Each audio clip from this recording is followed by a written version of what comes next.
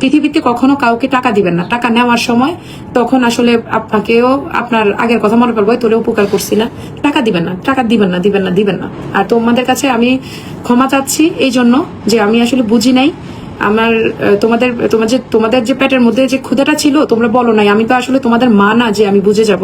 ওই যে বলে না মা, এমন একটা অবস্থা, বাচ্চা না কানলে যেখানে মা দুধ দেয় না সেখানে আসলে তোমরা মনের ভিতরে কথা রাখে যদি আমার জন্য দাবি রাখো, আর সেই দাবি উঠাইতে যদি আমার কবর থেকে উঠে আইসা অসুস্থ দিয়া বৈশা থেকে যদি আমার লাইফ করতে হয়, আমি কথা বলি, এই কথার মানে ব্যথাটা আমার এই দিক দিয়ে বের হয়, মানে আমার এখানে যেয়ে ধরে, মেরুদণ্ডতে যেয়ে ধরে।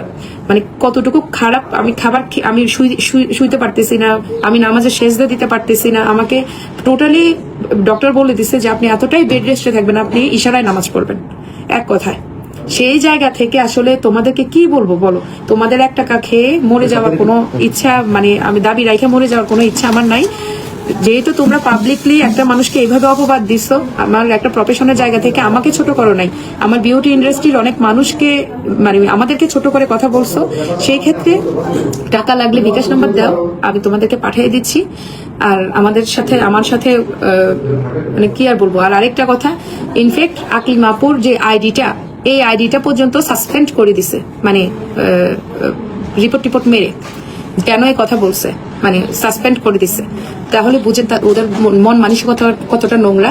তবে এগুলো এই যে আমার মানে কি আর বলবো, আমার আইডি বর্তমান তো এই পেজটা আছে, যদি দেখেন যে এই পেজটা না থাকে, মানে হইতে পারে আমি লাইভ করছি একটু পরে দেখবেন আমার এই পেজটা নাই, যদি না থাকে আলহামদুলিল্লাহ,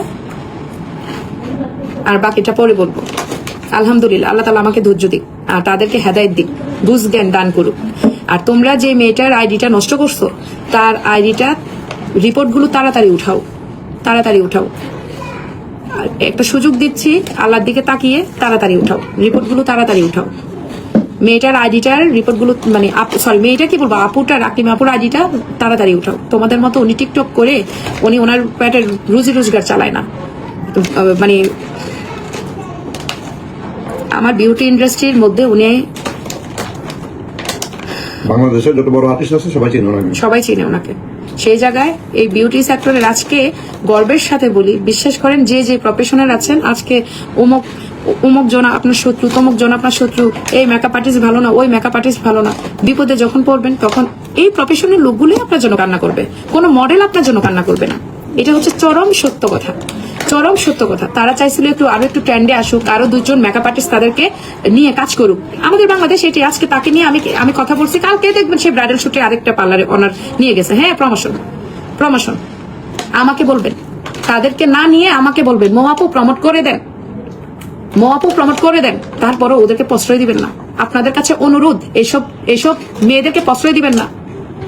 খারাপ ভাবে ভাইরাল হয়েছে, যেভাবে ভাইরাল হয়েছে তারে দিয়ে কাজ করতে হবে। আমার প্রমোশন দরকার, আমি সম্পূর্ণ ফ্রিতে আপনাকে সাপোর্ট করব।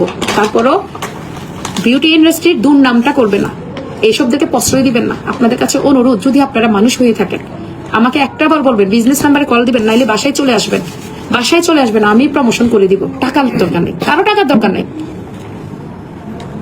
সবাই ভালো থাকবেন, আমার জন্য দোয়া করবেন।